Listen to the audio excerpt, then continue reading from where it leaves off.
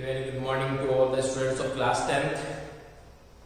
बेटा आज हम अपने इस लेक्चर के अंदर क्लास 10th एक नया टॉपिक फर्स्ट लेसन हिस्ट्री के अंदर hunger, hardship and popular revolt इसके बारे में डिस्कस करेंगे। 1813 में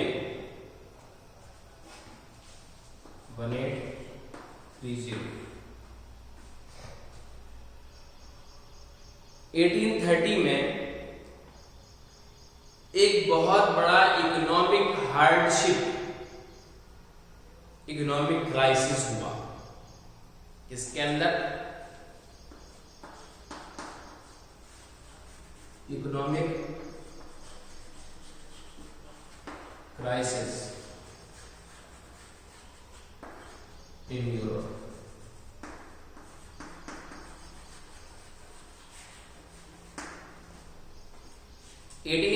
के अंदर इकोनॉमिक क्राइसिस हुआ, इकोनॉमिक हार्डशिप हुई यूरोपियन कंट्रीज में, और ये कहा गया कि 19वीं सेंचुरी के फर्स्ट हाफ के अंदर ये क्राइसिस क्यों हुआ? पॉपुलेशन के इंक्रीज होने की वजह से।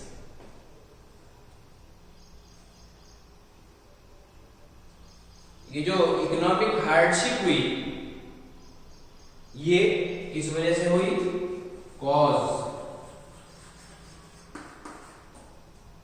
Increase in population.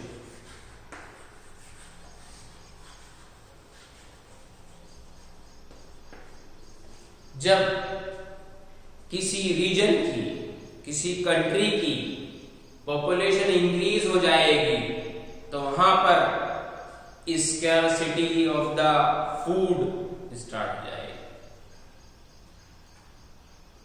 Scarcity of the employment start हो जाएगा,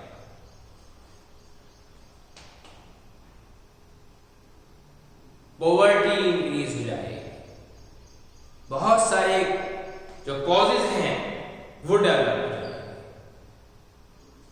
तो यूरोपियन कंट्रीज के अंदर 1830 में जब इकोनॉमिक क्राइसिस आया तो उस इकोनॉमिक क्राइसिस के आने का कारण क्या था? Increase in the population.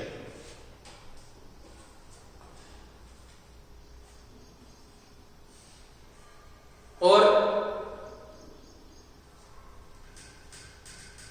जो रूरल एरियाज थे उनकी पॉपुलेशन माइग्रेट होकर अर्बन एरियाज में आ रही थी। तो रूरल एरियाज जो हैं वो खाली होते चले गए। जब इकोनॉमिक क्राइसिस आया, एम्प्लॉयमेंट अपॉर्चुनिटीज को सीक करने के लिए, सर्च करने के लिए वो जाकर अर्बन एरियाज में रहने लगे। तो अर्बन एरियाज का जो एक इकोनॉमिक बैलेंस था वो डिस्टर्ब हो गया, इम्बैलेंस हो गया। वहां पर रूरल एरिया से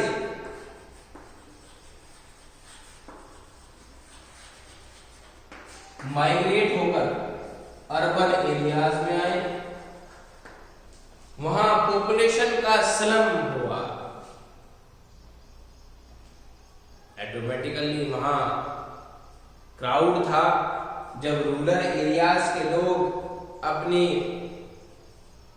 वर्क की तलाश में, अपने फूड की तलाश में, अपनी लाइफ को पास आउट करने की तलाश में अर्बन एरियाज में आए तो वहां पर क्या हो गया? ओवर क्राउड हो गया। The misery of the worker in towns was extreme।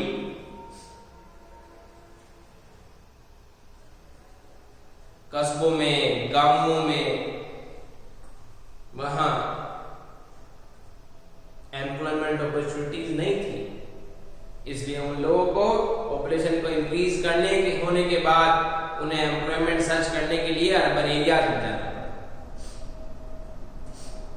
In 1845, weavers of Silesia village had a revolt against contractors who supplied them raw material and gave them order for finished textiles, but drastically reduced the payments.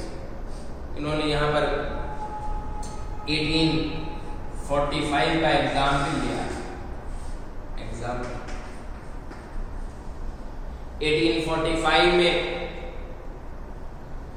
जो Silesia village था, वहां के जितने भी viewers थे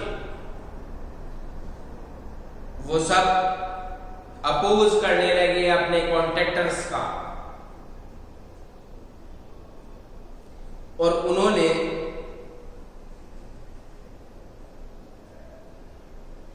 जितना raw material provide कराया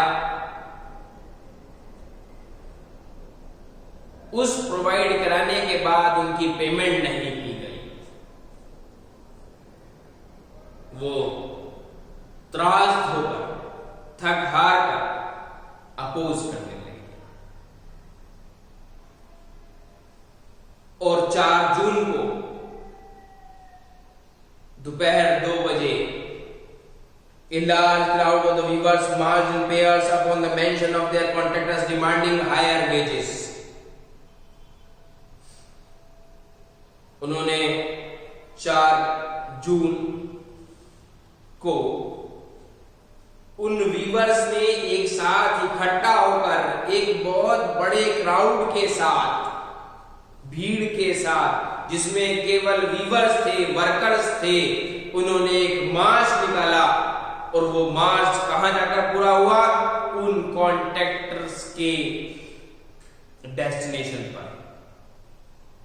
उनसे एक मांग की गई कि आप हमारे काम के बदले हमारे वेजेस को इंक्रीज कर दीजिए। They were treated with scorn and threats alternatively by the contractors with the help of the army. लेकिन इंक्रीज करने के प्लेस में उनकी वेजेस, उनको एक थ्रेट दी गई, उनको धमकी दी गई, उन्हें डराया गया, धमकाया गया कि एडमिनिस्ट्रेशन का हेल्प लिया जाएगा, आर्मी का हेल्प लिया जाएगा,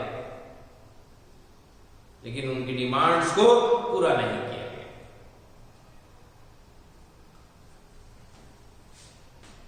1848 में फूड शॉर्टेज हुई, पॉपुलेशन के इंक्रीज होने से अनएम्प्लॉयमेंट राइज हुआ। पेरिस के अंदर लोग सड़कों पर निकल आए 1848 के अंदर। जब पॉपुलेशन इंक्रीज हुई पेरिस के अंदर, तो खाने की कमी पड़ गई, बेरोजगारी हो गई, तो वहां के लोग सड़कों पर निकल आए। Barricades were erected and the Louis Philippe was forced to flee. सड़कों के ऊपर वहां के एडमिनिस्ट्रेशन के थ्रू बैरिकेड्स, रुकावटें पैदा की गई, उनको रोका गया सड़कों पे आने से, उन्हें रोका गया एजिटेशन करने से, विद्रोह करने से। लुइस फिलिप उस टाइम पेरिस के ऊपर राइन कर रहा था, राज कर रहा था। उसने उनके लिए फोर्सफुली इस बात को रोका और एक्टिविटी की कि इनको रोका जाए। A nation assembly proclaimed a republic and the granted suffrage to adult males about 21 and granted to the right to work।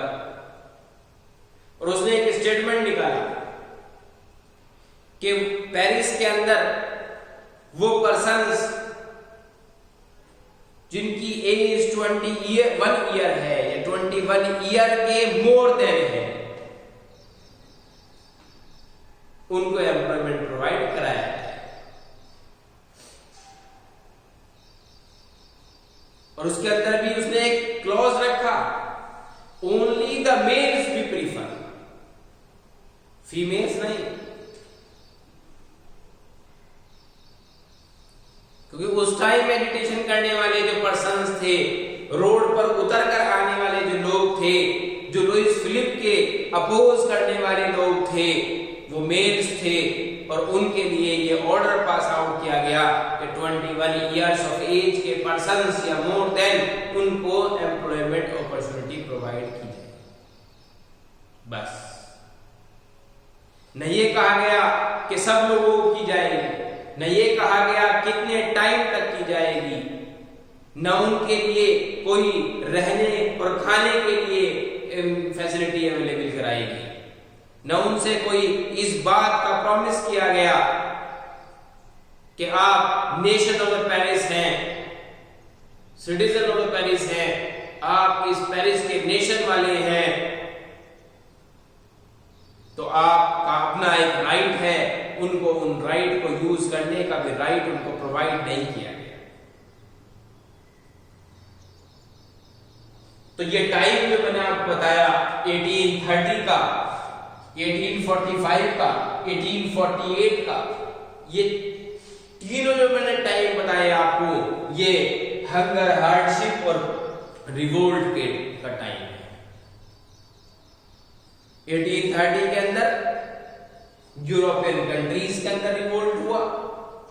1845 के अंदर सिलेसिया विलेज के जो वीवर्स थे, उन्होंने अपने कॉन्ट्रैक्टर्स का अपने वेजेस इंक्रीज करने के अगेंस्ट में रिवोल्ट किया।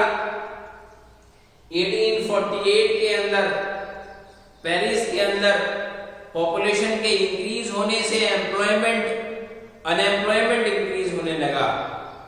उस अनएम्प्लॉयमेंट इंक्रीज होने का एडवर्स इफेक्ट क्या हुआ कि फूड की शॉर्टेज होने लगी, और उस फूड की शॉर्टेज की वजह से लोग सड़कों पर उतरने लगे, जिसका विद्रोह किया लुईस फिलिप ने।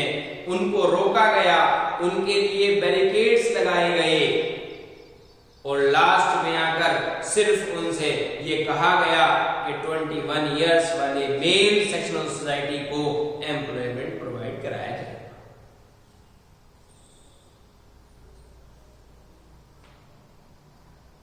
और ऐसे ही लोग जो 21 इयर्स एज के हैं या उससे ज्यादा हैं, वही उस फूड सफरेज से को पास आउट कर रहे हैं। उनके सामने ही वो फूड की शॉर्टेज की प्रॉब्लम क्रिएट हो रही है।